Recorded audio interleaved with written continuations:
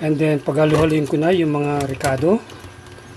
Lagyan ko rin siya ng 6 na bawang, garlic. Lagyan ko ng 1 teaspoon salt, teaspoon ground black pepper, 1 tablespoon washed sugar. Lagyan ko rin siya 1 teaspoon MSG, pampalasa. Oyster sauce, 2 tablespoon.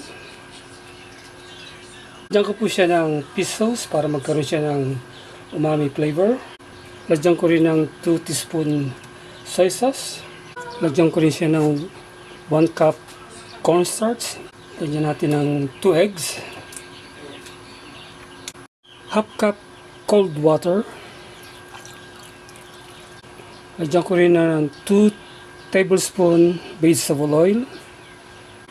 At para naman maging appealing ang kanyang kulay, o maging deli siya, lagyan ko siya ng food coloring. Ready, set, go! So okay na po ito mga kaibigan. Ito po ang kinalabasan niya. Ayan ho. Second step is ilalagay ko siya sa molder. At ito po ang gagamitin ko.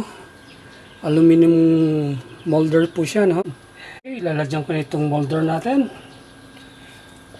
Flatten natin. So ito na po mga kaluto, mga kaibigan. Nakaisa na tayo, no? Yung next, same process lamang ang ating gagawin. Right? So ilalak ko na siya. Ganyan po. Ayan. Okay. So, nakagawa po tayo ng 3 piraso, no? Now, proceed tayo sa next step ulit. I-steam ko na po ito ng 35 to 40 minutes. Set aside ko muna to ng mga 1 hour to cool down. Then after 1 hour, pwede na pong hiwain at iprito.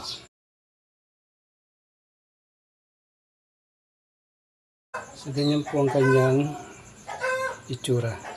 Now, piprito na natin, ano? Piprito natin dito sa pan. Lutuan ng sangyup. Panghuli. Alright, kasya. I-brown lang natin siya ng konti and then okay na. Ayan ho, mga kaibigan. Binabaliktad na po. Ang bango niyan, sarap. Po mga kaibigan, ang ating luncheon meat, ano?